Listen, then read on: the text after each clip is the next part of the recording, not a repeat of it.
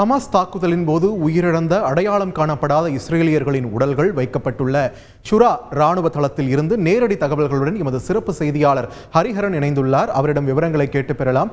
ஹரி, வணக்கம்.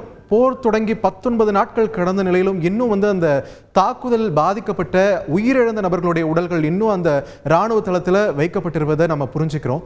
அந்த உடல்கள் சுமார் எத்தனை உடல்கள் அங்கு வைக்கப்பட்டிருக்கின்றன? அடையாளம் காணப்படுவதற்கு என்னென்ன நடவடிக்கை எடுக்கப்பட்டு இருக்கு? அங்க இருக்கக்கூடியவர்கள் என்ன சொல்றாங்க இது சம்பந்தமா?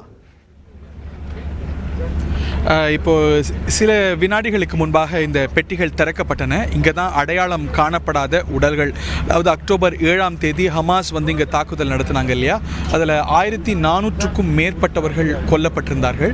அவங்களுடைய உடல்கள்லாம் இப்போ நம்ம இருக்கக்கூடிய இஸ்ரேலுடைய மைய பகுதியான ஷுரா இராணுவ தளத்தில் கொண்டு வரப்பட்டது. இப்போ நீங்கள் பார்க்கக்கூடிய இந்த பெட்டிகளில் தான் ஏற்கனவே நம்ம பதிவு செய்த இந்த திறக்கப்பட்ட பெட்டிகளுடைய காட்சிகளை திரையில் நம்ம ஒளிபரப்பலாம். ஸ்பிக்ஸ் வி கேன் ப்ளே தெம். சில வினாடிகளுக்கு முன்னாடி நம்ம ரெக்கார்ட் பண்ணது இந்த பெட்டிகளில் தான் உடல்கள்லாம் வைக்கப்பட்டிருக்கு.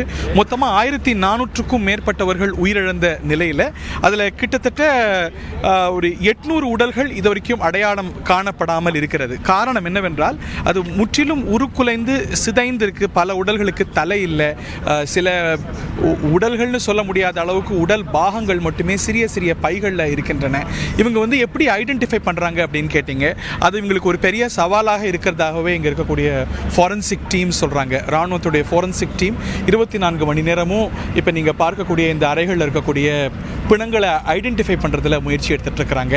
அதில் அவங்க பற்களை வைத்து டிஎன்ஏ யாருடைய உடல் அப்படின்னு ஐடென்டிஃபை பண்ண முடியும். அது ஒரு முயற்சியாக இருக்கிறது. பல உடல்களில் பற்கள் இல்லை. இன்னும் சொல்லப்போனால் குழந்தைகள், பச்சிளம் குழந்தைகள் இருக்காங்க இல்லையா, அவங்க பற்களே உருவாகி இருக்காது. அவங்கள ஐடென்டிஃபை பண்ணுறது ரொம்ப சிரமமாக இருக்குது. பல உடல்கள் முற்றிலும் எரிந்து சாம்பலாக இருக்கிறது. It's completely chart. ஸோ அந்த சமயத்தில் அதை ஐடென்டிஃபை பண்ணுறது அப்படிங்கிறது இன்னும் கூட ஒரு பெரிய சவாலாக இருக்கிறது.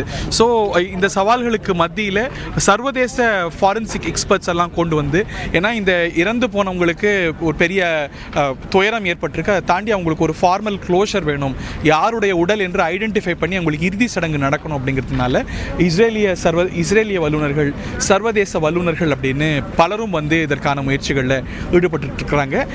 இறந்த எல்லாருடைய உடலும் இங்கே கொண்டு வந்து கிட்டத்தட்ட ஒரு 800 உடல்கள் அடையாளம் காணப்பட்டு மீதம் இருக்கக்கூடிய உடல் பாகங்கள் இங்கே இருக்குது. அதில் சில வெறும் லிவர், வெறும் பிரெயின், வெறும் கிட்னி என்று உடல் பாகங்கள், சிதைந்த பாகங்கள், வெறும் கைகள், வெறும் கால்கள் அப்படின்னு சிதைந்த பாகங்கள் இங்கே இருக்கிறத பார்க்கின்றோம். இப்போ நம்ம திரையில் பார்க்கக்கூடிய இந்த பெட்டிகளில் தான் இது வைக்கப்பட்டிருக்கு அப்படிங்கிறது குறிப்பிடத்தக்கது. ஒரு வெரி கிரிம் சீன்ஸ்னு பார்க்க முடியும். இங்கே 24 மணி நேரமும் பணி செய்கிறாங்க. உறவினர்களுக்கு இதுதான் என்னுடைய உறவினருடைய உடல், இறந்து போன உறவினரோட உடல் அப்படின்னு அடையாளம் காண முடியாத ஒரு பெரிய சவால் இருக்குது. அதை எப்படி நவீன மருத்துவ தொழில்நுட்பத்தை பயன்படுத்தி செய்ய முடியுமோ அந்த முயற்சிகளை அவங்க மேற்கொண்டு செஞ்சிட்ருக்கிறாங்க அப்படிங்கிறது குறிப்பிடத்தக்கது. பார்த்திபன், நம்ம இங்கே இந்த அடையாளம் காணக்கூடிய முயற்சியில் இருக்கக்கூடிய சிலர்கிட்டையும் பேசுவோம். Sir, thank you very much. I'm from India. Can you explain how difficult is it for you to identify the bodies here? Yes, well, most of the bodies unfortunately came burned without their heads, without anything that can make us easy to identify them. So we need to manage and to use a lot of disciplines in order to make the identification. Such as, how do you identify the bodies which are completely charred and all? I cannot speak about it because I don't want our enemies to start doing things that we don't want them to do. But I can tell you that we are using every discipline and even if we are dealing with a burned body, we have the means to manage and to see and to get the exact identification until we are 100% sure with who this person is. Right. How many babies roughly came to this morgue? I don't have the exact number. I cannot tell you the exact number, but I can only quote what was in the press. I'm dealing with soldiers. Is it many babies? I don't want to give an inaccurate information. I can only speak about soldiers, and I can from what I know about soldiers, there are hundreds of soldiers burned, shot in intimate areas, got their limbs or heads torn apart. So this is what I saw, my personal experience. So this includes bodies of soldiers and civilians. Now we have here from all. Right. Yes.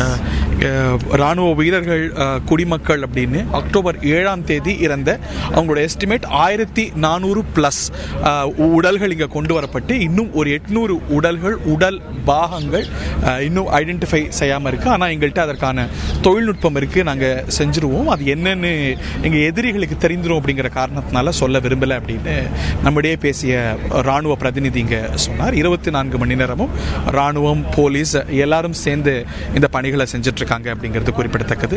இவங்க police commando படையை சேர்ந்தவங்க, இவங்க இந்த பணிகளில் முக்கியமான பங்காற்றிட்டு இருக்கிறாங்க. அவங்கள்ட்டையும் கேட்கலாம்.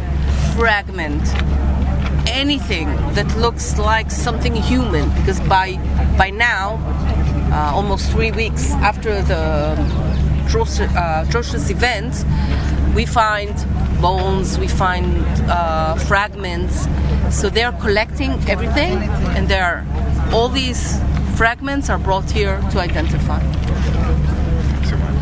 Commander, how difficult for you is to identify the bodies of children? Because for adults you identify with teeth, children don't have grown teeth. How do you identify bodies of children which are charred and unidentifiable? We have several means to identify victims. So we have fingerprints, which will not be applied here for young children, and we have DNA. So DNA, to identify a child, we collect DNA from the family. And we do have serious problems in cases where the whole family was murdered. So we try to find other means to identify in such cases. But usually children we identify through DNA. Very intense scenes, Commander. You've been in the police service for a very long time. How different is this experience of dealing with so many bodies in thousands? It's a very, very different experience. We are coming here, first of all, we are overwhelmed with the number of bodies arriving. They were arriving by hundreds every day. So first thing is this, and then the state of the bodies. The state of the body was horrifying. Bodies were burnt to ashes. We saw people who were stranded together and burned together. We saw bodies in different state of deterioration. So this was a horrifying experience for everyone, for each and every one of the forensic investigators who are working here, as well as myself. There are many children still unidentified here. I don't have the numbers. We just do the professional work, and the numbers are someone else's responsibility. Thank you very much, Commander. இங்கே police கமாண்டராக இருக்கக்கூடிய இந்த உடல்களை எல்லாம் identify செய்து இங்கே ஒரு இராணுவ base, இது வந்து நார்மல் டைம்ஸ் இராணுவ பயிற்சி நடக்கக்கூடிய இடம். இந்த ஒரு அசாதாரண சூழலில் அக்டோபர் 7ஆம் தேதி நடந்த தாக்குதலுக்கு பிறகு இஸ்ரேலியர்கள் ஒரு 1400 பேருக்கு மேலே கொல்லப்பட்ட நிலையில் அவர்களுடைய உடல்கள்லாம் நீங்கள் பார்க்கக்கூடிய இந்த கிடங்குகளில் தான் வைக்கப்பட்டிருக்கின்றன. அடையாளம் காணப்பட்ட உடல்கள் இறுதி சடங்குக்கு ஐடென்டிஃபை செய்த பிறகு கொடுக்கப்பட்டிருக்கு. உடல்கள் வந்து வெறும் கத்தி காயம் இல்லை புல்லட் காயம் யாருன்னு ஐடென்டிஃபை பண்ணுறதுன்னா அது ஒரு ரகம். இப்போ இது வரைக்கும் ஐடென்டிஃபை ஆகாமல் இங்கே இருக்கக்கூடிய உடல்கள் இருக்கிறதுக்கான காரணம் இது முற்றிலும் எரிந்து கருகி அடையாளம் காண முடியாத நிலையில் இருக்கிறதுனால தான் பல்வேறு அறிவியல் தொழில்நுட்பத்தை பயன்படுத்தி அதை அடையாளம் காண்டுட்ருக்காங்க. பார்த்திப்பா நம்ம இப்போ இருக்கிறது ஷுரா அப்படிங்கிற இராணுவ பேஸ். இங்கே தான் பல உடல்கள், எல்லா உடல்களும் வைக்கப்பட்டு அடையாளம் காணப்பட்டு கொடுக்கப்பட்டு அடையாளம் காணாத உடல்களை அடையாளம் காணும் முயற்சிகள் நடந்துட்டு இருக்க. பார்த்திபன், தகவல்கள் ரொம்பவே அதிர்ச்சிகரமான காட்சிகளும் தகவல்களையும் நாம் கேட்டு பெற்றோம். நேர்களே, இஸ்ரேலின் ஷுரா இராணுவ தளத்திலிருந்து எமது சிறப்பு செய்தியாளர் ஹரிஹரன் வழங்கிய பிரத்யேக தகவல்களை நாம் கேட்டு பெற்றோம். செய்திகளை உடனுக்குடன் தெரிந்து கொள்ள உடனே சப்ஸ்கிரைப் பண்ணுங்க.